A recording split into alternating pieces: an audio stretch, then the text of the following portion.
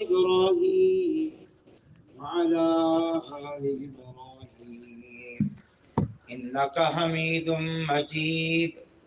اللهم بارك على محمد وعلى آل محمد كما باركت على إبراهيم وعلى آل إبراهيم إنك حميد مجيد. أما بعد فقد قال الله تعالى في كلامه المجيد والفرقان الحميد: وأنزل الله عليك الكتاب والحكمة. وقال تعالى في مقام آخر: وأنزلنا إليك الذكر لتبين للناس ما نزل إليهم. وقال رسول الله صلى الله تعالى عليه وسلم: تركت فيكم أمرين لن تزلوا ما تمسكتم بهما کتاب اللہ و سنتی۔ معزز علماء کرام اور قابل عزت و احترام سامعین کرام، السلام علیکم ورحمۃ اللہ وبرکاتہ۔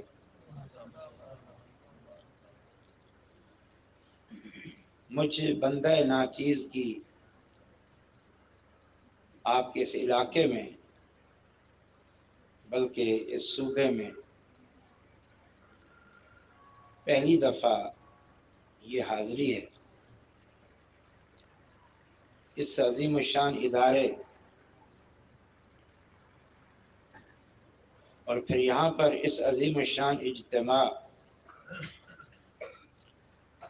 آپ لوگوں کا انتہائی پرسکون انداز میں علماء کرام کے مواعظ حسنوں کو سننا، یہ سب میرے لیے انتہائی مسرت اور خوشی کی بات ہے۔ افسوس ہو رہا ہے کہ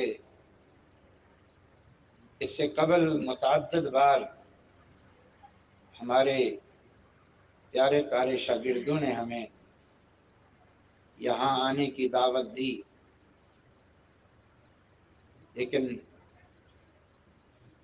ادارے کی مصروفیات کی وجہ سے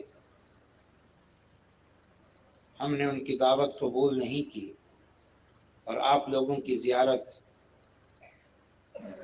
اور ایسی مجلسوں سے محروم رہے۔ اللہ تعالیٰ اس ادارے کو قائم رکھے، آپ لوگوں کی اس ذوق اور شوق کو اللہ تعالیٰ قبول فرمائے۔ اسٹیٹ سیکریٹری صاحب نے تو اگرچہ کہا ہے جتنا مرضی آئے ٹائم لیں، لیکن آپ گھبرائیں نہیں، میں زیادہ ٹائم نہیں لوں گا، کیونکہ کافی دیر سے آپ لوگ بڑے اطمینان، سکون اور دل جمی کے ساتھ بیٹھے ہوئے ہیں۔ اتنا دیر اتنا استقامت کے ساتھ بیٹھنا بھاری اور مشکل ہوتا ہے، مجھے اس کا احساس ہے۔ آج کی یہ کانفرنس کتاب و سنت، کتاب و حدیث یا قرآن و حدیث کانفرنس کے نام سے موسوم۔ بس اسی حوالے سے چند باتیں میں بھی آپ کے سامنے پیش کرتا ہوں، اگرچہ اسی موضوع پر جماعت کے بڑے جید علماء کرام نے بڑے عمدہ طریقے سے آپ کے سامنے بات کی ہے، اگرچہ پوری طرح آپ کی زبان سے میں واقف نہیں ہوں، لیکن مفہوم الحمدللہ سمجھ آ رہا تھا۔ اور ہمارے ایک فاضل بھائی نے تو اردو زبان میں خطاب کیا ہے جو میرے لیے بالکل واضح تھا۔ اللہ تعالیٰ ان علماء کرام کی ان محنتوں کو، کوششوں کو قبول فرمائے۔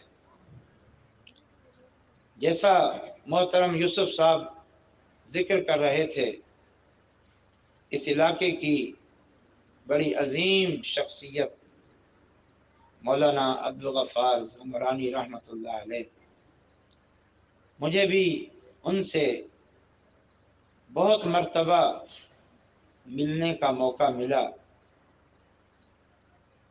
آخری بیماری کے دنوں میں وہ کچھ عرصہ، کچھ دن ہمارے ادارے میں بھی بطور مہمان کے رہے۔ اسی طرح اس علاقے کی عظیم شخصیت شیخ ابو عبدالصبور عبدالغفور دامنی رحمۃ اللہ علیہ، ان کے ساتھ تو بڑے گہرے مراسم تھے، اور وہ تو کراچی میں ہمارے ادارے میں ہی تشریف فرما ہوتے تھے ان کی خدمت کرنے، اور ان سے استفادے کا بھی ہمیں اور ہمارے طلباء کو موقع ملتا رہا۔ آپ لوگ خوش نصیب ہیں کہ اتنا عظیم علمی شخصیات اور مزید بہت سارے علماء کرام موجود ہیں جو آپ کو دین کی صحیح، ٹھوس اور مضبوط تعلیم دے رہے ہیں۔ آپ نے ابھی تک علماء کرام سے جو سنا، اس میں کوئی کمزور بات نہیں تھی، کوئی ہلکی بات نہیں تھی، ٹھوس، مضبوط اور دو ٹوک بات۔ یہی ہمارے اسلاف کا مزاج تھا، اور اس امت کو اسی ٹھوس اور کھری دعوت کی ضرورت۔ علماء جنہیں نبی صلی اللہ علیہ وسلم نے انبیاء کا وارث قرار دیا ہے، ان کی یہ ذمہ داری ہے کہ عوام الناس کو صحیح، ٹھوس، مضبوط اور کھری دعوت پیش کر۔ آپ جانتے ہیں نبی صلی اللہ علیہ وسلم کی پیشن گوئیوں کی روشنی میں کہ جوں جوں وقت گزر رہا ہے، قیامت قریب آ رہی ہے، ویسے ویسے گمراہیاں، شرک، بدعات، فسق و فجور، الحاد پھیلتا جا رہا ہے۔ پھر ضرورت ہے ٹھوس اور سچی دعوت کی۔ اور یہ قرآن اور حدیث کانفرنس در حقیقت اسی دعوت کا مظہر ہے، اور الحمدللہ ملک بھر میں ہماری کانفرنسیں، ہمارے دعوتی پروگرام، ہمارے تبلیغی پروگرام اسی منہج کا مظہر ہوتے ہیں۔ کہیں قرآن و حدیث کانفرنس، کہیں سیرت النبی کانفرنس، یہ دو بڑے نام ہیں ہماری کانفرنسوں کے، اور ان ناموں میں یہی دعوت ہے کہ لوگوں اس حقیقت کو اچھی طرح جان لو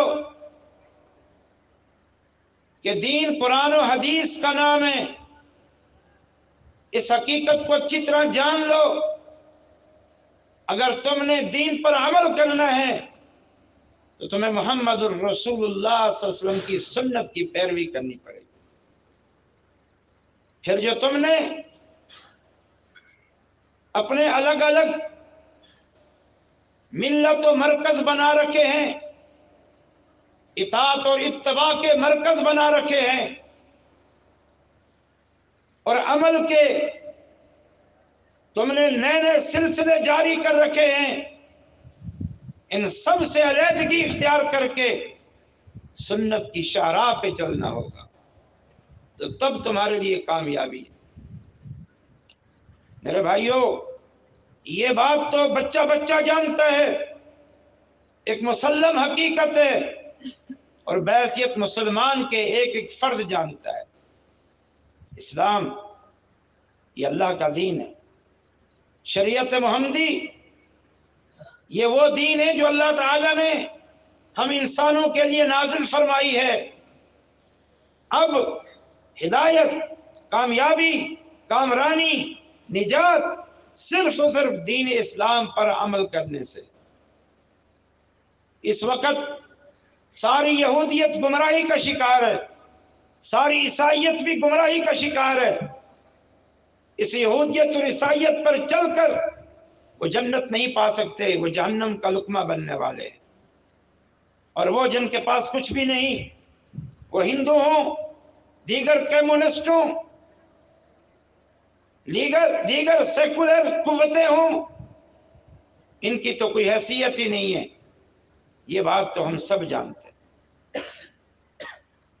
ہاں، اب اس بات کو ذہن نشین کر لو کہ میرے بھائیوں، محض یہ جاننا، یہ سمجھنا کہ دین اسلام میں نجات ہے کافی نہیں ہے، اس دین پر عمل بھی کرنا ہے۔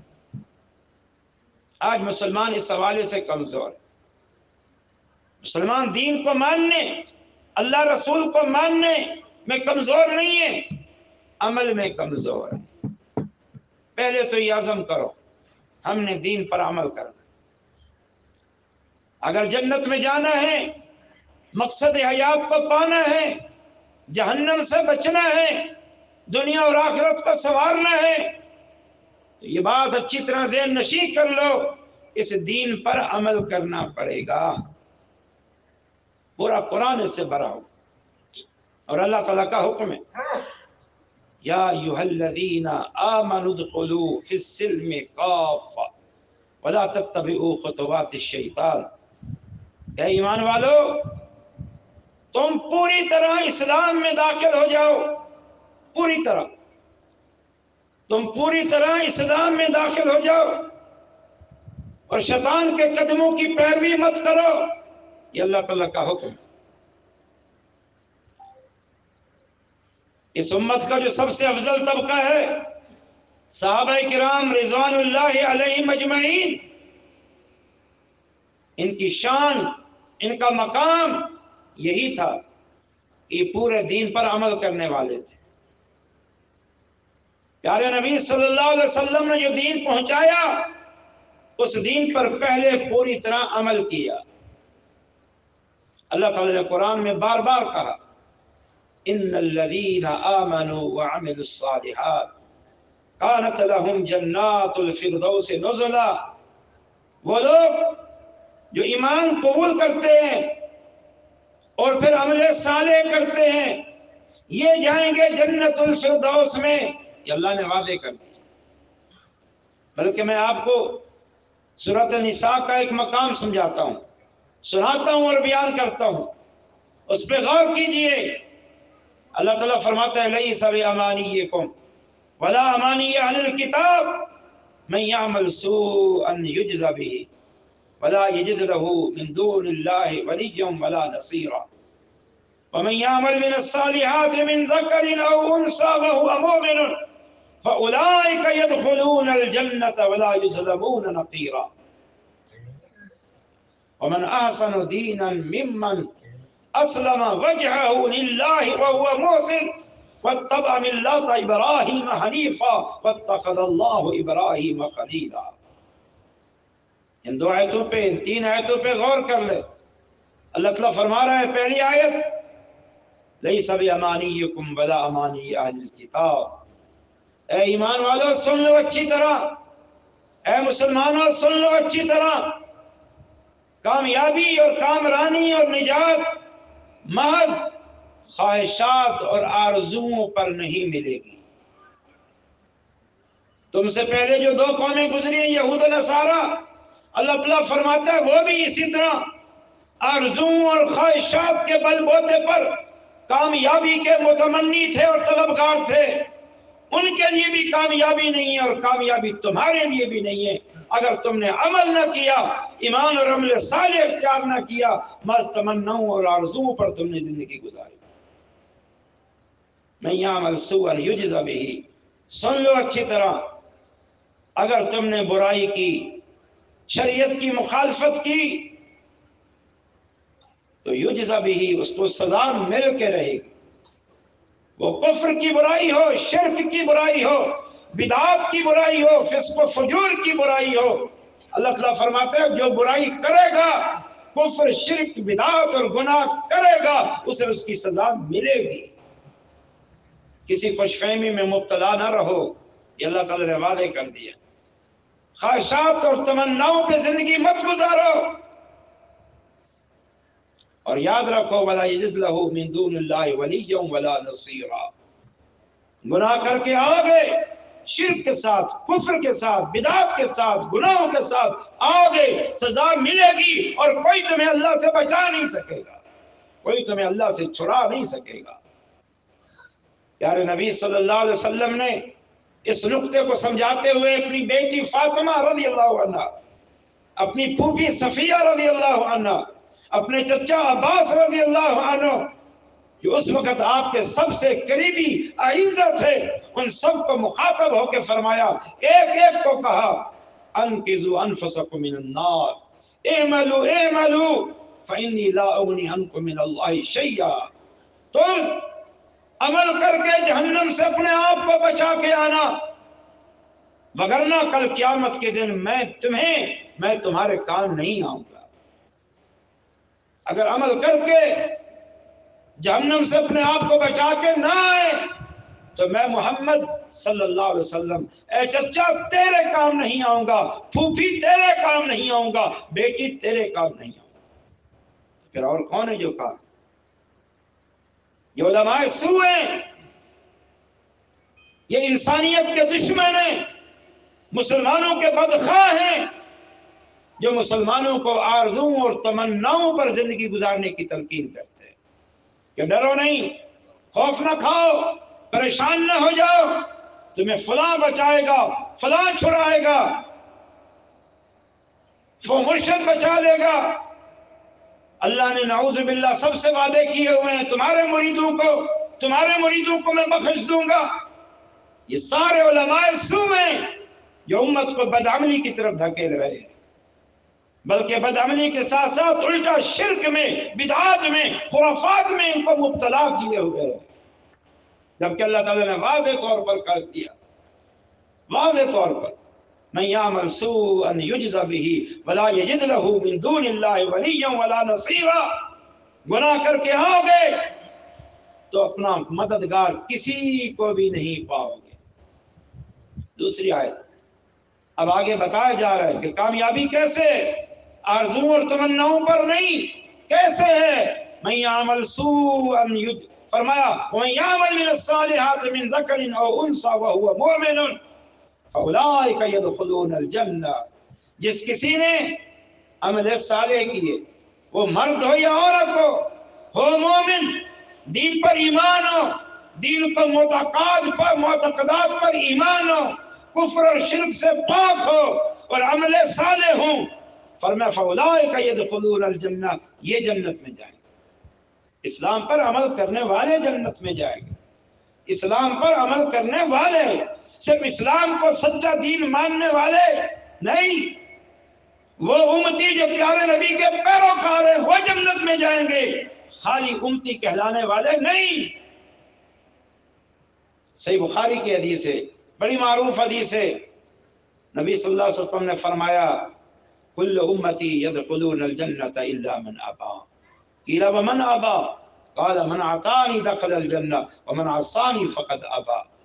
سنو اس حدیث کو، ایک ایک لفظ پہ غور کرو۔ فرمایا کل امتی یدخلون الجنہ، میری امت جنت میں داخل ہو، وہ جنت میں داخلے کی مستحق ہے۔ کیوں؟ اس لیے کہ جو امت ہے وہ محمد صلی اللہ علیہ وسلم کو نبی اور رسول مانتی ہے، جو محمد صلی اللہ علیہ وسلم کو رسول اور نبی مانتی ہے، وہ محمد کی شریعت کو مانتی ہے صلی اللہ علیہ وسلم، ان کے لائے ہوئے دین کو مانتی ہے، اور دین اسلام کو ماننے والا یہ جنت کی شاہراہ پہ کھڑا ہوا ہے۔ اس نے فرمایا میری امت جنت میں داخل ہو، کیونکہ وہ جنت کی شاہراہ پہ کھڑے ہیں۔ لیکن آگے فرمایا الا من ابا، مگر وہ جو خود ہی جنت میں جانے سے انکار کرتے۔ امتی بن گیا، جنت کی شاہراہ پہ کھڑا ہے، لیکن پھر جنت میں جانے سے انکار کرتا ہے۔ صحابہ حیران ہوئے، پوچھا ومن یابا یا رسول اللہ، اللہ کے نبی صلی اللہ علیہ وسلم بھلا کوئی جنت میں جانے سے بھی انکار کرتا ہے؟ فرمایا ہاں آؤ میں تمہیں بتاؤں، یہ حقیقت ہے، زبان رسالت سے سنیے اس کو اور اپنے پلو سے باندھ رکھیے، اپنے دل و دماغ میں بٹھا رکھیے۔ فرمایا میرا وہ امتی جنت میں جائے گا جو میری اطاعت کرتا ہے، من اطاعنی دخل الجنہ، میرے جس امتی نے میری اطاعت بھی کی، میری شریعت پر عمل بھی کیا، میرے طریقے پہ چلا، وہ جنت میں جائے گا۔ ومن عصانی فقد ابا، جس نے نافرمانی کی اس نے جنت میں جانے سے انکار کر۔ ہم آپ لوگوں کو جھوٹی امیدوں اور آرزوؤں کی طرف نہیں دھکیلنا چاہتے، خوش فہمیوں میں مبتلا نہیں کرنا چاہتے، ٹھوس بات کہنا چاہتے ہیں۔ اسلام دین حق ہے، اس کو قبول کرنے کے بعد اس پر عمل کرو گے تو جنت ملے گی، عمل نہیں کرو گے تو اللہ تعالیٰ نے قرآن میں یہود و نصارہ کو کیا کہا؟ ہر نماز میں نمازیوں اللہ سے یہ دعا کرتے ہوئے اہدنا الصراط المستقیم، اللہ نے سیدھی راہ دکھا، سیدھی راہ پہ چلا، سیدھی راہ پہ جما، انعمت علیہم کی راہ، جن پر تیرا انعام ہوا ہے۔ انعام کن پہ ہوا؟ قرآن کا دوسرا مقام پہ یا ایھا الذین آمنوا، قرآن کا دوسرا مقام ہے ومن یطع اللہ والرسول فاولئک مع الذین انعم اللہ علیہم من النبیین والصدیقین والشہداء والصالحین فحسن اولئک رفیقا۔ جس نے اللہ کی اطاعت کی، اللہ کے رسول کی اطاعت کی، یہ کل قیامت کے دن اللہ کے انعام یافتہ لوگوں کے ساتھ ہوگا، جو نبی ہیں، جو صدیق ہیں، جو شہداء ہیں اور جو صالحین ہیں۔ یہ دعا کرتے ہو کہ نہیں کرتے؟ اور آگے کیا کہتے ہو؟ غیر المغضوب علیہم ولا الضالین، اللہ ہمیں مغضوب علیہم لوگوں کی راہ پہ نہ چلانا، اللہ ہمیں گمراہ لوگوں کی راہ پہ نہ چلانا۔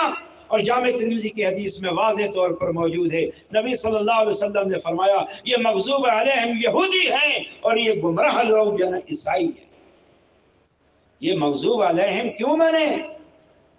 اللہ نے قرآن میں ذکر کیا، ضربت علیہم الذلۃ والمسکنۃ وباؤوا بغضب من اللہ ذلک بانہم یقتلون الانبیاء بغیر حق ذلک بانہم، فرمایا کہ یہودیوں پر اللہ کی لعنت ہے، یہ اللہ کے غضب کے شکار ہوئے ہیں۔ کیوں؟ یہ انبیاء تک سے قتال اور لڑائی کرتے تھے، اور یہ لوگ کیا کرتے تھے کہ یعتدون، یہ نافرمانی کرتے تھے اللہ رسول کی، اور حد سے تجاوز کرتے تھے اور گناہ کرتے تھے۔ ان کے گناہوں کی وجہ سے، نافرمانیوں کی وجہ سے، بدعملیوں کی وجہ سے یہ اللہ کے غضب کے شکار ہو گئے۔ اور عیسائی ظالم کیوں بنے؟ اس لیے کہ انہوں نے عملی راہ اختیار کی، عمل کیا، لیکن عمل مرضی کا تھا، منمانی کا تھا، ذاتی پسند کا تھا، اور اپنے نبی کی سنت کو چھوڑ دیا، اپنی شریعت کو چھوڑ دیا۔ اس لیے یہ ضروری ہے کہ آپ نے عمل کر کے آنا ہے، عمل کے بغیر کچھ نہیں۔ ہم اس حقیقت کو آپ پر پوری طرح واضح کر دینا چاہتے ہیں۔ تو اللہ تعالیٰ فرما رہے وَمَن يَعْمَلْ مِنَ الصَّالِحَاتِ، جس نے نیک عمل کیے، مرد ہو یا عورت ہو، ایمان بھی ہو، أُولَٰئِكَ يَدْخُلُونَ الْجَنَّةَ، یہ جنت میں جائیں گے، وَلَا يُظْلَمُونَ نَقِيرًا، ایک تل برابر بھی، تل کے دانے کے برابر بھی، گٹھلی میں جو شگاف ہوتا ہے اس میں ایک ذرہ سا سما سکتا ہے، اس گٹھلی کے شگاف میں سمانے والی ذرہ سی چیز کے برابر بھی ان لوگوں پر اللہ کی طرف سے ظلم نہیں ہوگا۔ آگے کیا فرمایا تیسری آیت میں؟ وَمَنْ أَحْسَنُ دِينًا مِمَّنْ أَسْلَمَ وَجْهَهُ لِلَّهِ، اس سے بہترین دین کس کا ہے؟ اس سے بہترین دین کس کا ہے؟ جو اپنے آپ کو اللہ کے آگے جھکا دیتا ہے، جو اپنے آپ کو اللہ کے آگے جھکا دیتا ہے۔ وَمَنْ أَحْسَنُ دِينًا مِمَّنْ أَسْلَمَ وَجْهَهُ لِلَّهِ وَهُوَ مُحْسِنٌ، اور نیکوکار بن جاتا ہے۔ وَاتَّبَعَ مِلَّةَ إِبْرَاهِيمَ حَنِيفًا، اور ساتھ میں اللہ کے عظیم پیغمبر ابراہیم جو یک طرفہ تھے، ساری قوم برادریوں کو چھوڑا، معبودان باطلہ کو چھوڑا، اللہ کی شریعت کے ہوئے، اللہ کے ہوئے، اس ابراہیم علیہ السلام جو یک طرفہ تھے ان کی ملت کی پیروی کرتا ہے، وہ ابراہیم اللہ نے جسے اپنا خلیل بنا لیا۔ اور ملت ابراہیمی کی بنیادیں کیا ہیں؟ ملت ابراہیمی کی بنیاد کیا ہے؟ نمبر 1، ایک اللہ پر ایمان توحید کے ساتھ، نمبر 2 شرک سے دوری اور پاکی اور شرک سے اجتناب، اور نمبر 3 اللہ کی اطاعت اور فرما برداری اور اللہ کی شریعت پر عمل۔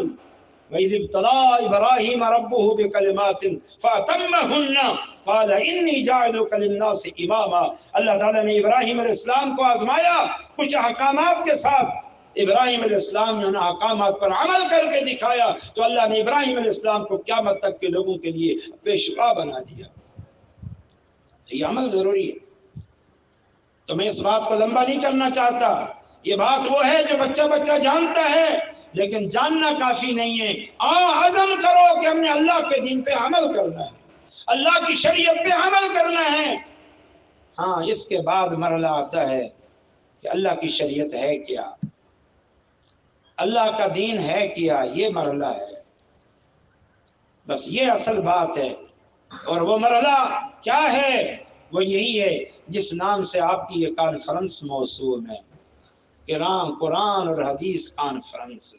وہ اللہ کا دین، وہ شریعت محمدی، وہ اسلام، وہ صراط مستقیم، وہ جنت کی شاہراہ، وہ صرف اور صرف قرآن اور حدیث ہے، کسی کے ملفوظات نہیں، کسی شخصیت کی سیرتیں نہیں، کسی امام کے اجتہادات نہیں، بلکہ شریعت محمدی صرف اور صرف قرآن اور حدیث ہے۔ اب اس طرف بھی آ جاؤ، اس طرف بھی آ جاؤ۔ ہم اہل الحدیث گلی گلی، کوچہ کوچہ، شہر شہر، ہر علاقے میں مسلمانوں کو اسی حقیقت سے روشناس کراتے پھرتے ہیں کہ لوگوں آؤ، جس دین کو تم دین مانتے ہو وہ دین قرآن و حدیث ہے، قرآن و حدیث سے پھر ہٹو نہیں۔ اسی پر چند ایک دلائل آپ کے سامنے عرض کر کے آپ سے اجازت لوں گا کہ دین قرآن و حدیث ہے۔ اللہ تعالیٰ فرماتے ہیں قرآن مجید میں وَأَنزَلَ اللَّهُ عَلَيْكَ الْكِتَابَ وَالْحِكْمَةَ، یہ قرآن کی آیت ہے۔ پوچھو علماء سے، کریں اس کا معنی، علماء سے کہو کریں اس کا معنی۔ اس کا ایک ہی معنی ہے وَأَنزَلَ اللَّهُ عَلَيْكَ الْكِتَابَ وَالْحِكْمَةَ۔ اللہ تعالیٰ فرما رہا ہے اے ہمارے حبیب، ہم نے آپ پر کتاب اللہ، کتاب بھی نازل کی ہے اور حکمت بھی نازل کی ہے۔ حکمت، اس حکمت سے مراد پوچھو علماء سے کیا ہے؟ اس حکمت سے مراد حدیث ہے، اس حکمت سے مراد سنت ہے، اس حکمت سے مراد رسول اللہ کے فرامین ہیں۔ تو اللہ تعالیٰ نے ہم پر دو چیزیں نازل کی ہے، ایک کتاب اللہ قرآن اور ایک فرمایا حکمت۔ ایک اور مقام سنیں، اللہ تعالیٰ فرما رہا ہے لَقَدْ مَنَّ اللَّهُ عَلَى الْمُؤْمِنِينَ إِذْ بَعَثَ فِيهِمْ رَسُولًا مِّنْ أَنفُسِهِمْ يَتْلُو عَلَيْهِمْ آيَاتِهِ وَيُزَكِّيهِمْ وَيُعَلِّمُهُمُ الْكِتَابَ وَالْحِكْمَةَ۔ اے ایمان والو، ہمارے نبی کی بعثت تمہارے لیے اللہ کا انعام ہے، احسان ہے۔ ہمارے نبی تم پر اللہ کی کتاب کی تلاوت کرتے ہیں، تمہارا تزکیہ کرتے ہیں اور تمہیں کتاب اور حکمت کی تعلیم دیتے ہیں۔ کتاب اور حکمت سے مراد یہ قرآن و حدیث ہے، قرآن و حدیث۔ اور اللہ تعالیٰ کیا فرماتا ہے اتبعوا ما انزل الیکم من ربکم ولا تتبعوا من دونه اولیاء قلیلا ما تذکرون۔ اے ایمان والو، اتباع کرو تم اس چیز کی جو تمہارے رب کی طرف سے تم پر اتاری گئی ہے، اس کو چھوڑ کر تم اپنے اولیاء بنا کے ان کو پیروکار مت بنو۔ سمجھو اس بات کو کہ تم نے اتباع کس کی کرنی ہے۔ تو پھر دین قرآن و حدیث ہے، اللہ نے اسی کو اتارا ہے، اسی کو نازل کیا ہے، اور پھر یہ حدیث اس کے ساتھ ساتھ اس قرآن کا بیان ہے، کتاب کا بیان ہے۔ میں دو مقام قرآن کے آپ کے سامنے عرض کرتا ہوں۔ نمبر ایک، اللہ تعالیٰ ارشاد فرماتا ہے وَأَنزَلْنَا إِلَيْكَ الذِّكْرَ لِتُبَيِّنَ لِلنَّاسِ مَا نُزِّلَ إِلَيْهِمْ۔ اللہ فرماتے ہیں ہم نے اے حبیب آپ پر کتاب نازل کی ہے، نصیحت نازل کی ہے۔ کیوں نازل کی ہے؟ لِتُبَيِّنَ لِلنَّاسِ مَا نُزِّلَ إِلَيْهِمْ، تاکہ آپ کھول کھول کے بیان کر دیں، واضح کر کے بیان کر دیں، تفسیر کر دیں اس چیز کی جو آپ کی طرف اتاری گئی ہے۔ اللہ نے اپنے پیارے نبی کی یہ ڈیوٹی لگائی ہے، یہ ذمہ داری لگائی ہے کہ آپ نے اس قرآن کو کھول کھول کے بیان کرنا ہے۔ قرآن کے مشکل مقامات، قرآن کے مشکل مقامات، قرآن کا اجمال، یہ پیارے نبی صلی اللہ علیہ وسلم کی حدیث سے حل ہوگا، یہ اللہ قرآن میں فرماتا ہے۔ یہاں جس کو دیکھو قرآن کا مفسر بنا ہوا ہے، قرآن کا شارح بنا ہوا ہے، قرآن کی شرح، قرآن کی تفسیر، قرآن کا بیان اللہ فرماتا ہے یہ محمد الرسول اللہ کے ذمہ ہے۔ اس لیے قرآن پر بھی اگر تم نے عمل کرنا ہے تو سنت رسول کو مضبوطی سے تھامنا ہوگا۔ اس سنت میں، اس حدیث میں الگ سے احکام بھی ہے اور یہ اس قرآن کا بیان بھی ہے۔ یہ مقام ہے حدیث کا، یہ مقام ہے حدیث کا کہ یہ قرآن کا بیان ہے۔ دوسرا مقام سنیں، اللہ تعالیٰ فرماتا ہے لا تحرک به لسانک لتعجل به ان علینا جمعہ وقرآنا فاذا قرأناه فاتبع قرآنا ثم ان علینا بیانا۔ ایک ایک لفظ پہ غور کرے اس آیت پہ۔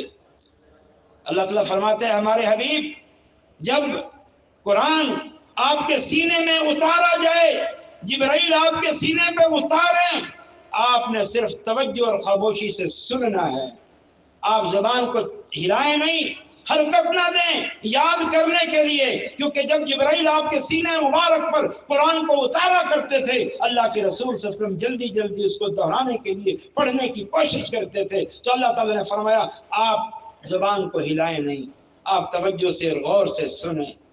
ان علینا جمعہ وقرآنا، اللہ فرماتا ہے اس قرآن کو آپ کے سینے میں جمع کر دینا، محفوظ کر دینا، اور پھر آپ کی زبان مبارک سے اس کی قرات کو جاری کرنا ہمارا کام ہے۔ وَإِذَا قَرَأْنَاهُ فَاتَّبِعْ قُرْآنَهُ، جب ہماری طرف سے قرات آپ پر پوری ہو جائے پھر آپ اس کو پڑھیں بھی صحیح اور اس پر عمل بھی کریں۔ ثم ان علینا بیانا، اللہ فرماتا ہے حبیب صلی اللہ علیہ وسلم آپ کیوں پریشان ہوتے ہیں، اس قرآن کو آپ کے سینے پہ جمع کرنا، محفوظ کرنا بھی ہمارا کام ہے، اور پھر آپ کی زبان سے صحیح صحیح جاری کرنا بھی ہمارا کام ہے، اور نمبر 3 اس قرآن کا بیان بھی ہمارے ذمے ہے۔ ہم آپ پر بیان بھی اتاریں گے، ہم آپ پر شرح بھی اتاریں گے، ہم آپ پر تفسیر بھی اتاریں گے جس تفسیر کو آپ نے بیان کرنا ہے۔ یہ حدیث کا مقام ہے۔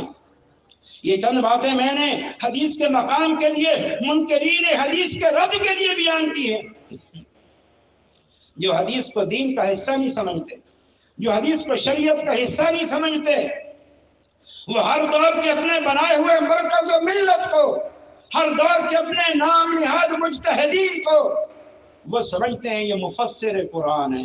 اللہ فرماتا ہے مفسر قرآن تو میرے حبیب ہیں محمد صلی اللہ تعالی علیہ وآلہ وسلم۔ اس لیے میرے بھائیوں یہ دین قرآن اور حدیث کا نام، قرآن اور حدیث کا ہی نام ہے۔ یہ جانتے ہو نا کہ دین مکمل ہو گیا ہے کسی مسلمان کو شک دین کے مکمل ہونے میں؟ اللہ تعالیٰ فرماتا ہے اليوم اکملت لکم دینکم واتممت علیکم نعمتی ورضیت لکم الاسلام دینا۔ حجۃ الوداع کے موقع پر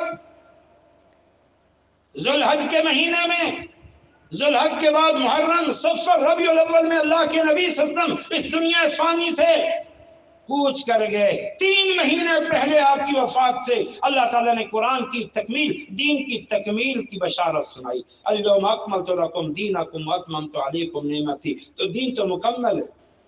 سیدہ عائشہ فرماتی ہیں رضی اللہ عنہا جو شخص یہ کہتا ہے کہ اللہ کے نبی صلی اللہ علیہ وسلم نعوذ باللہ کوئی بات بھول گئے، یہ نعوذ باللہ کسی بات کو چھپا دیا، وہ جھوٹ بولتا ہے۔ اس لیے جھوٹ بولتا ہے کہ اللہ تعالیٰ قرآن میں اس حقیقت کو واضح فرماتا ہے یا ایھا الرسول بلغ ما انزل الیک من ربک فإن لم تفعل فما بلغت رسالتہ، اے ہمارے حبیب آپ نے پہنچا دینا ہے ہر اس بات کو جو آپ کی طرف وحی کے طور پر بھیجی گئی ہے، اور اگر آپ نے کسی ایک نقطے کو پہنچانے میں کوتاہی کی، سستی کی، غفلت کی، تو ہماری نظروں میں پھر نعوذ باللہ آپ نے رسالت کا حق ہی ادا نہیں کیا۔ سیدہ عائشہ فرمانا چاہتی ہیں یہ ایمان کا حصہ ہے کہ محمد کریم صلی اللہ علیہ وسلم نے نبوت و رسالت کا، تبلیغ کا، امت کے ساتھ خیر خواہی کا حق ادا کر دیا ہے۔ جب یہ ایمان کا حصہ ہے تو پھر کوئی یہ کہے کہ کوئی بات چھپا دی ہے تو اس سے بڑا کذاب اور جھوٹا کوئی نہیں۔ اور یہ جو لوگ حدیث کو چھوڑ کر نت نئے طریقے، اپنی منمانی اپنی نئی نئی تشریحات، نت نئے طریقے عقیدے گھڑتے ہیں. یہ نعوذ باللہ ثم نعوذ باللہ، یہ بدبخت لوگ یہ بتانا چاہتے ہیں کہ محمد کریم دین کی یہ باتیں بتا کے نہیں جا سکے، چھپا کے چلے گئے نعوذ باللہ، یہ سستی اور غفلت کر کے چلے گئے نعوذ باللہ. ہمارے اماموں نے، ہمارے بزرگوں نے، ہمارے مرشدوں نے، ہمارے مرکز ملت نے آ کر دین کو مکمل کی ہے، یہ باتیں بتا. ان سے بڑا کوئی گستاخ ہے؟ ان سے بڑا کوئی بے ادب ہے؟ کوئی بے ادب اور گستاخ نہیں ہے. اس لیے دین قرآن اور حدیث کا نام ہے اور دین مکمل ہے. نبی صلی اللہ علیہ وسلم نے فرمایا ما من عمل يقربكم الى الجنة الا وقد اخبرتكم به وما من عمل يباعدكم عن النار الا وقد اخبرتكم به. سنن دارمی کی حدیث ہے. فرمایا اے میری امت سن لو، ہر وہ عمل جو تمہیں جنت کے قریب کر سکتا ہے وہ میں نے پہنچا دیا ہے، ہر وہ عمل جو تمہیں جہنم سے دور کر سکتا ہے میں نے وہ بھی تمہیں بتا دیا ہے.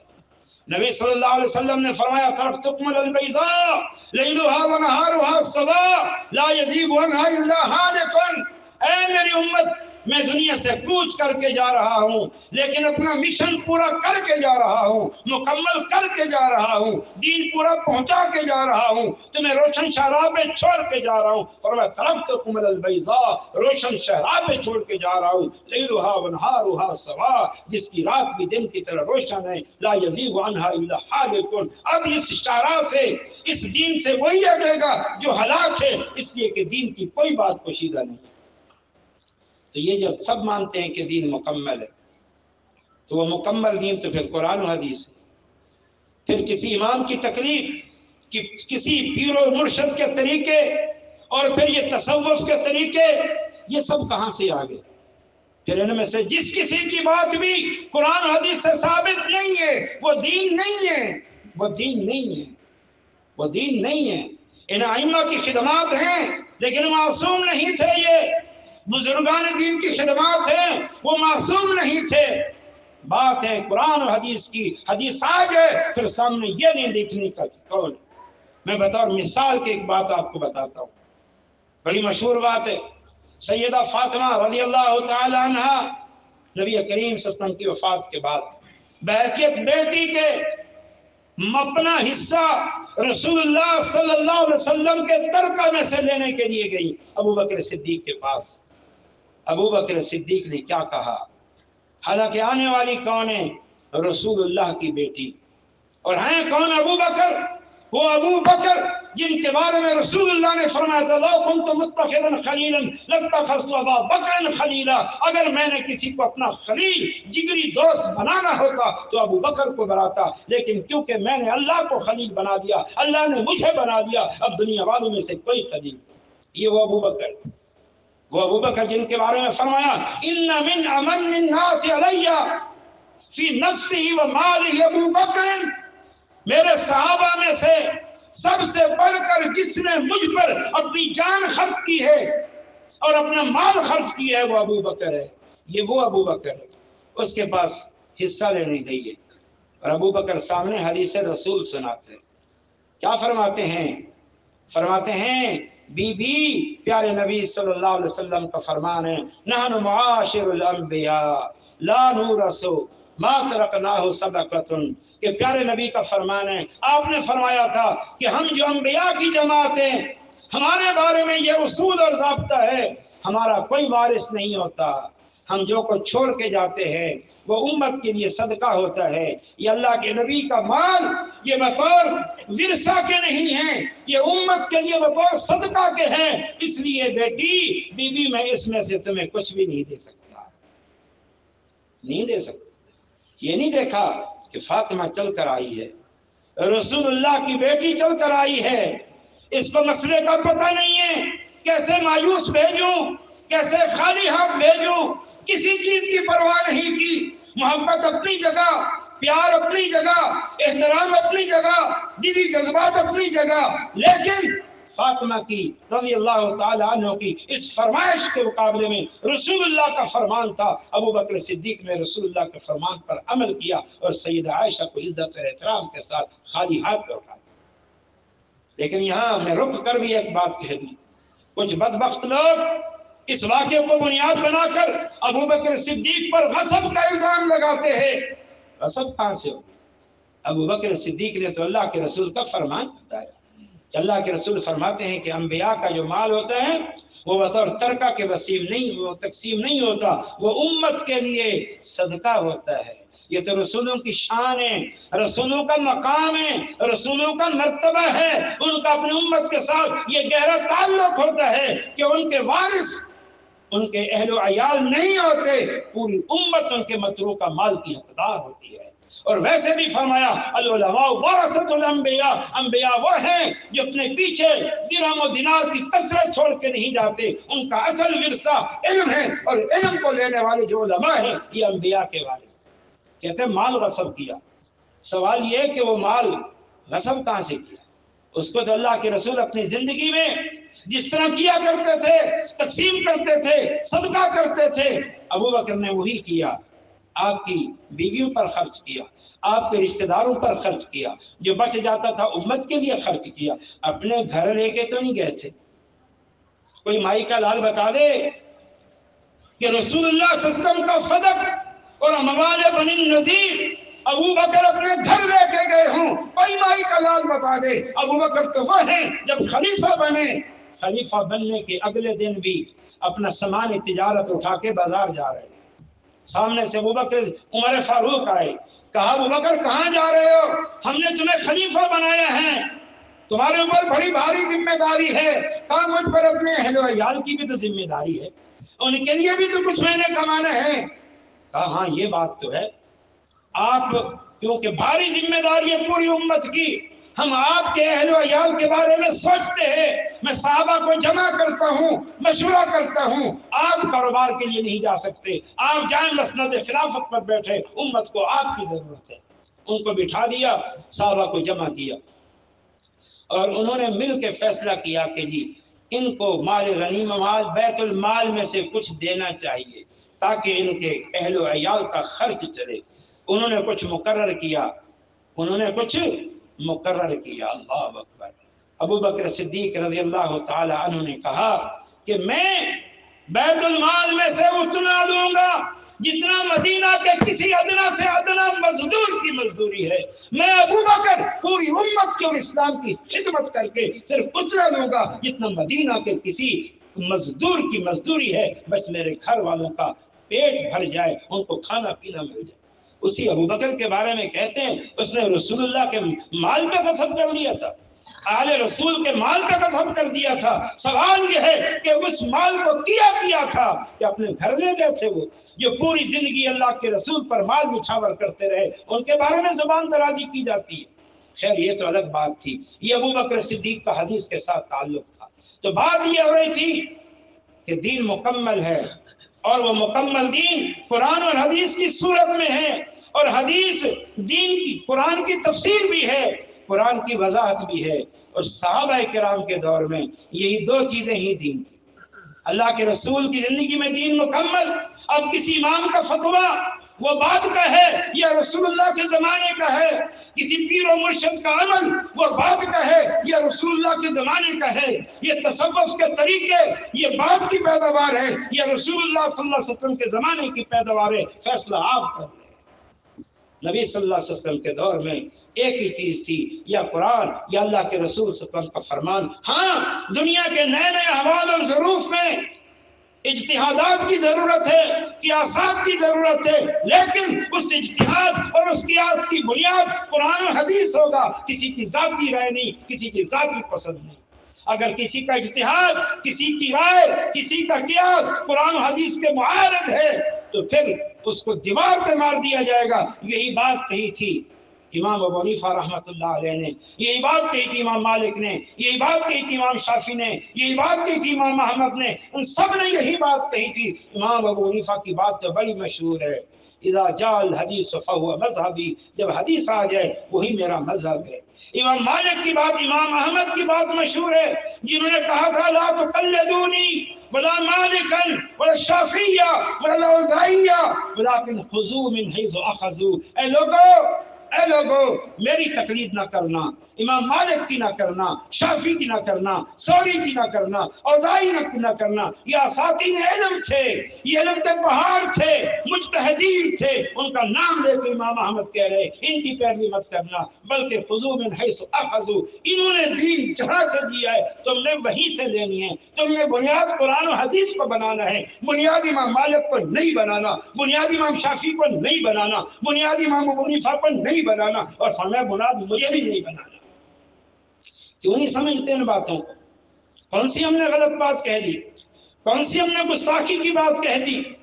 اگر کوئی ایک امام کی بات مانتے ہوئے بقیہ 3 امام کی باتوں کو رد کر کے وہ بقیہ اماموں کا گستاخ نہیں بن سکتا، تو اللہ کی قسم ہم اہل الحدیث محمد الرسول اللہ کی بات مان کر باقیوں کی بات کو رد کر کے محمد الرسول اللہ کی بات کی وجہ سے ان اماموں کے بھی گستاخ نہیں ہو سکتے۔ اس بات کو، میرے جملے کو یاد رکھو، اگر کوئی کسی ایک امام کی بات مان کر باقیوں کی بات کو رد کر کے باقیوں اماموں کا گستاخ نہیں کہلاتا، تو ہم اگر محمد رسول اللہ کی بات مانتے ہوئے باقی 4 اماموں میں سے کسی امام کی بات کو رد کر دیتے ہیں، ہم ان اماموں کے گستاخ کہاں سے ہوئے؟ ہم نے تو ان اماموں کی بات کو رد کیا رسول اللہ کی بات کی خاطر، اور تم نے رد کیا اپنے امام کی خاطر، ہم کہاں سے گستاخ ہو گئے اگر تم گستاخ نہیں ہو؟ یہ حقائق ہے میرے بھائیوں، اس میں کسی بزرگ کی گستاخی اور بے ادبی نہیں ہے، سب ادب اور احترام کے ساتھ ساتھ ہم یہ کہنا چاہتے ہیں کہ اتھارٹی محمد الرسول اللہ صلی اللہ علیہ وسلم کی ذات۔ ایک دو حدیثیں آپ کو سناؤں کہ کیا ہوتا تھا نبی صلی اللہ علیہ وسلم کے دور میں، کیا ہوتا تھا۔ صحیح مسلم میں ہے، کچھ قبائل کے لوگ آئے، اللہ کے رسول صلی اللہ علیہ وسلم کو کہا کہ انبعث معنا رجالا، انبعث معنا رجالا يعلمون القرآن والسنہ، یہ صحیح مسلم کی حدیث ہے۔ کچھ مختلف علاقوں کے سے لوگ آئے، کہا اے محمد صلی اللہ علیہ وسلم ہم مسلمان ہو گئے، آپ ہمارے ساتھ اپنے صحابہ میں سے کچھ ساتھیوں کو بھیجے۔ کیوں بھیجے؟ کس لیے بھیجے؟ صحیح مسلم کے الفاظ سنا رہا ہوں، یعلمون القرآن والسنہ، ہمیں قرآن اور سنت سکھائے۔ یہ قرآن اور سنت، یہ قرآن اور حدیث، یہ نبی صلی اللہ علیہ وسلم کے زمانے میں ان 2 باتوں کا نام لیا گیا اور بتایا گیا، ہمیں اپنے صحابہ میں سے کسی کو بھیجیں جو ہمیں قرآن سکھائے، ہمیں سنت سکھائے۔ آپ ان دونوں کو الگ نہیں کر سکتے۔ یہ نہیں کہ کسی کو بھیجیں ہمیں آ کے دین سکھائے، یہ نہیں کہا، ہمیں اپنی سمجھ اپنی مرضی کا دین سکھائے، کہا کہ ہمیں قرآن سکھائے اور آپ کی سنت سکھائے۔ اسی طرح صحیح مسلم کے اندر ایک حدیث موجود ہے، سبحان اللہ، صحیح مسلم کے اندر ہے، ایک مسئلے میں عبداللہ بن عباس رضی اللہ تعالیٰ عنہ نے فتویٰ دے دیا کہ سونے اور چاندی کی بے، سونے اور چاندی کی، سونے کی آپس میں بے، چاندی کی آپس کی بے کمی بیشی کے ساتھ جائز ہے، نعوذ باللہ، کمی بیشی کے ساتھ جائز ہے، ادھار نہ ہو، نقد و نقد ہو تو کمی بیشی کے ساتھ سونے کی سونے کے ساتھ بے جائز ہے، چاندی کی چاندی کے ساتھ کمی بیشی کے ساتھ جائز ہے۔ یہ عبداللہ بن عباس نے فتویٰ دی۔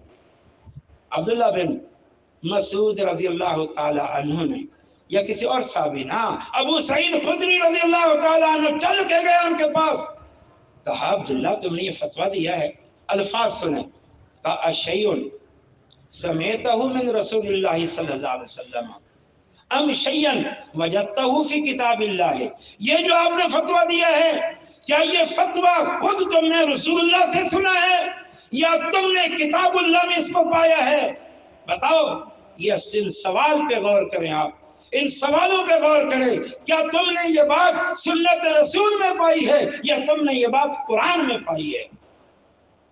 یہ نہیں پوچھا کہ تمہاری اپنی رائے ہے کہ عبداللہ بن عباس فتویٰ دے رہے ہیں بس سر آنکھوں پہ کافی ہے، ان کا فتویٰ ہے، ہم ان کے فتوے کو کیسے رد کریں؟ چل کے گئے اور یہ پوچھا، انہوں نے سامنے سے جواب دیا کہ نہیں، نہ میں نے سنت رسول میں پایا ہے، نہ میں نے خود اس کو قرآن میں پایا ہے۔ ہاں زید بن ارقم سے ایک حدیث سنی ہے، وہ فرماتے ہیں انما الربا فی النسیہ، ربا ادھار میں ہے۔ اس حدیث کی روشنی میں نے یہ مسئلہ اخذ کر کے یہ بتایا ہے کہ سود تب ہوگا جب ادھار ہوگا، جب نقد و نقد ہو، بھلے سونے کے ساتھ بے میں کمی بیچی ہو تو سود نہیں ہے۔ میں نے اس حدیث سے یہ مسئلہ اخذ کر کے بتایا ہے۔ تو پھر ابو سعید خدری نے کہا میں تمہیں رسول اللہ صلی اللہ علیہ وسلم کا فرمان بتاتا ہوں۔ پھر وہ مشہور حدیث بھی کے بتا دی، الذهب بالذهب والفضة بالفضة والملح بالملح والتمر بالتمر والعنب بالعنب والشعير بالشعير ربا الا ها بها، او کما قال رسول اللہ صلی اللہ علیہ وسلم، کہ میں نے اللہ کے رسول صلی اللہ علیہ وسلم سے سنا سونے کے ساتھ سونے کی بے، چاندی کے ساتھ چاندی کی بے، تمر کے ساتھ تمر کی بے، عنب کے ساتھ عنب کی بے، ملح کے بعد ملح کی بے، ان بے میں اگر ایک ہی جنس کی بے ہو تو اس میں ادھار بھی نہیں ہو اور کمی بیشی بھی نہیں ہو۔ تو میں نے تو یہ حدیث سنی ہے۔ عبداللہ بن عباس نے یہ سن کے رجوع کر لیا، میں اس حدیث سے یہ مطلب سمجھا تھا، آپ نے اب مجھے واضح طور پر حدیث بتا دی، اس لیے میں اس حدیث کو مانتا ہوں۔ تو عرض کرنے کا مقصد یہ کہ حدیث رسول اللہ کے زمانے میں تو یہ باتیں ہوتی، صحابہ تو یہ باتیں کرتے تھے۔ اٹھائیں مقدمہ مسلم پڑھ کے دیکھیں، بہت ساری قیمتی باتیں اس میں میرے اس موضوع سے متعلق کچھ باتیں ہیں، میں وہ آپ کے سامنے عرض کرنا چاہتا ہوں کہ حدیث رسول کی اہمیت ہے، اس کے علاوہ کسی چیز کی کوئی اہمیت بھی ہے کہ وہ نہیں ہے۔ اور حدیث رسول لینی ہے کن سے؟ ان لوگوں سے جو حدیث سے تعلق رکھنے والے ہوں۔ جناب تابعین، بہت بڑے تابعی ابن سیرین رحمت اللہ علیہ، ابن سیرین رحمت اللہ علیہ وہ کہا کرتے تھے کہ ایک زمانہ تھا جب کوئی کہتا قال رسول اللہ صلی اللہ علیہ وسلم، تو ہم توجہ سے کان لگاتے تھے، ہماری آنکھیں اس کی طرف اٹھ جایا کرتی تھی۔ لیکن پھر جب فتنہ واقع ہو گیا، یہ روافض پیدا ہو گئے، خوارج آ گئے، جنہوں نے حدیثوں میں رد و بدل شروع کر دیا، خاص طور پر روافض جنہوں نے حدیثوں میں رد و بدل شروع کر دیا، تو اس کے بعد پھر کیا ہوتا؟ فینظر، دیکھا جاتا، الی اہل السنہ فیؤخذ حدیثہم وینظر الی اہل البدع فلا یؤخذ حدیثہم۔ پھر ہم دیکھتے کون اہل سنت ہے، سنت کو سیکھنے والا، سمجھنے والا، محبت کرنے والا، عمل کرنے والا، ہم اس سے حدیث لیتے تھے۔ اور اگر کوئی اہل بدعت ہوتا جو سنت کو چھوڑ کر نئے عقیدے، نئے طریقے گھڑ چکے ہوتے، تو پھر ہم اس کی حدیثوں کو چھوڑ دیا کرتے تھے، ان پر ہمیں کوئی یقین نہیں ہوتا تھا۔ تو یہ مقدمہ مسلم میں لفظ اہل سنت موجود ہے، لفظ اہل سنت کی حدیث ہے، سنت کو ماننے والے، سنت پر عمل کرنے والے۔ اصل چیز یہ ہے کہ سنت قرآن کے ساتھ سنت ہے، یہ دونوں چیزیں لازم ملزوم ہیں۔ اور سنت اور حدیث بھی وہ جو صحیح ثابت ہو، یہ نہیں ہے کہ کوئی اٹھ کے کھڑا ہو کے گھڑی کوئی حدیث سنا دے، کمزور حدیث سنا دے، موضوع حدیث سنا دے اور ہم اس کو قبول کر لیں۔ صحیح مسلم کے مقدمے میں کے اندر ہی حدیث موجود ہے، عمر بن خطاب فرماتے ہیں، ایک اور صحابی سے بھی مروی ہے، بحسب المرء من القذب ان يحدث بكل ما سمع، کسی بندے کے جھوٹا ہونے کے لیے اتنا ہی کافی ہے کہ سنی سنائی حدیث بیان کر دے، سنی سنائی بات بیان کر دے، تحقیق کے بغیر کہ اللہ کے رسول سے ثابت بھی ہے کہ نہیں ہے، اس بندے کے جھوٹے ہونے کے لیے اتنا ہی کافی ہے، اس بندے کے جھوٹے ہونے کے لیے اتنا ہی کافی۔ اسی طرح مقدمہ مسلم کے اندر ہی سند کے ساتھ امام مسلم حدیث لائے ہیں، رسول اللہ صلی اللہ علیہ وسلم نے ارشاد فرمایا، آپ صلی اللہ علیہ وسلم نے ارشاد فرمایا کہ قرب قیامت میں، قیامت سے پہلے فرمایا کہ یاتونکم بالاحادیث ما لم تسمعوا، فرمایا قرب قیامت سے پہلے قذاب ہوں گے، دجال ہوں گے، یاتونکم من الحدیث بما لم تسمعوا انتم آباؤکم فإیاکم وإیاہم لا یضلونکم ولا یفتنونکم۔ فرمایا قرب قیامت سے پہلے امت میں دجال اور قذاب اور جھوٹے فریبی لوگ آ جائیں گے، وہ تمہارے پاس ایسی ایسی حدیثیں لائیں گے گھڑ کے، خود ساختہ سنی سنائی باتیں، جو تم نے تمہارے باپ دادا نے نہیں سنی ہوگی۔ فرمایا خبردار لفظ حدیث سن کر بھی تم ان کے دیوانے نہ بن جانا، بلکہ تحقیق کرنا، ان کو موقع نہ دینا وہ تمہیں گمراہ کریں، انہیں موقع نہ دینا کہ وہ تمہیں فتنے میں ڈالے۔ ایاکم و ایاہم، انہیں اپنے آپ سے دور کرنا۔ ہم تو صرف خالی حدیث کے نام پر بھی دھوکہ نہیں کھاتے انشاءاللہ، خالی حدیث کے نام پر کہ کوئی حدیث سنائے اور ہم کہیں ہاں ٹھیک ہے، نہیں، ہم تحقیق کریں گے یہ حدیث کہاں سے تم نے لیے، اس کی سند کیسی ہے۔ یہ محدثین نے اتنی قربانیاں دی، اتنی خدمات کی، اتنا علم کو وضع کیا، اتنا علم الحمدللہ انہوں نے امت کے سامنے پیش کر کے حدیث کو نکھار کے رکھ دیا ہے، اور ہم ایسے ہی کوئی حدیث کا نام لے اور ہم حدیث قبول کر لیں۔ ہم تو حدیث بھی جب تک تحقیق نہ ہو قبول نہیں کرتے، اور آج امت کا یہ حال ہے، باپ دادا کی پیروی ہو رہی ہے، قوم برادری کی پیروی ہو رہی ہے، پیر و مرشد کی پیروی ہو رہی ہے، طریقت اور تصوف کے نام پر نیا دین کھڑ لیا گیا ہے، محبت رسول کے نام پہ سب کچھ جائز ہے، محبت اولیاء کے نام پہ سب کچھ جائز ہے، محبت آل رسول کے نام پر سب کچھ جائز ہے۔ یہ کہاں سے ہو گیا؟ دین قرآن حدیث کا نام ہے، دین اس چیز کا نام نہیں ہے، عشق رسول میں سب کچھ جائز ہے۔ دین اس چیز کا نام نہیں ہے اولیاء کرام کی محبت کے نام پہ سب کچھ جائز ہے۔ دین اس چیز کا نام نہیں ہے کہ محبت رسول کے غم کے نام پر سب کچھ جائز ہے، قطعاً نہیں۔ محبت رسول برحق کے، محبت آل رسول برحق کے، محبت حسن حسین برحق کے، محبت ائمہ کرام برحق کے، محبت اولیاء کرام برحق کے، لیکن ان کی محبتوں کے نام پر ہم نیا دین نہیں گھڑتے، نیا دین نہیں بناتے، نئے طریقے نہیں گھڑتے۔ ہمارے لیے دین قرآن و حدیث ہے، یہی پیغام آپ کو دینا چاہتے ہیں۔ تو آؤ پھر، جنت میں جانا چاہتے ہو، اسلام پر عمل کا جذبہ پیدا کرو، اور اسلام کیا ہے؟ وہ دین ہے، وہ قرآن اور حدیث ہے، وہ اللہ کے رسول صلی اللہ علیہ وسلم کی سنت ہے۔ قرآن اور حدیث کا مجموعہ اگر سننا چاہتے ہو تو وہی سنت رسول ہے، اس لیے کہ قرآن کے اندر اللہ تعالیٰ نے واضح طور پر کہا، میں ان دو آیتوں پر اپنی بات ختم کرتا ہوں، بالکل چند لمحوں کے اندر ان دو آیتوں کو آپ ہمیشہ اپنے سامنے رکھیں۔ نمبر 1، اللہ تعالیٰ ارشاد فرما رہا ہے، سبحان اللہ، قُلْ إِن كُنتُمْ تُحِبُّونَ اللَّهَ فَاتَّبِعُونِي يُحْبِبْكُمُ اللَّهُ وَيَغْفِرْ لَكُمْ ذُنُوبَكُمْ۔ اے پیارے حبیب آپ بتا دے، کہہ دے، اگر تمہیں اللہ سے محبت ہے، فَاتَّبِعُونِی، مجھ محمد کی اتباع کرو، یحببکم اللہ، اس کے نتیجے میں اللہ تم سے محبت بھی کرے گا، وَيَغْفِرْ لَكُمْ ذُنُوبَكُمْ، تمہارے گناہ بھی معاف کرے گا۔ یہ ہے اصول۔ اللہ سے محبت ہے، اتباع رسول معیار اور نشانی۔ اتباع رسول نہیں ہے کسی امام، مجتہد، پیر، مرشد، قوم، برادری کی اتباع، تو اللہ کے محبت کی دلیل نہیں، اللہ کی محبت کے دعوے میں جھوٹ ہے۔ اور نمبر 2، فرمایا کہ اگر تم نے رسول اللہ کی اتباع کے ذریعے اللہ سے محبت کی تو اس کا فائدہ کیا ہوگا؟ یحببکم اللہ، اللہ تم سے محبت کرے گا۔ اللہ کی محبت چاہیے، اللہ کے محبوب بننا چاہتے ہو تو پھر کسی اور کی پیروی نہیں، رسول اللہ کی پیروی کرنی ہے۔ یہی ہماری دعوت ہے، اس میں کون سی نئی بات ہے، کون سی کسی کی گستاخی ہے۔ اور دوسری اور آخری آیت کیا ہے، وہ ہمیشہ اپنے سامنے رکھیں۔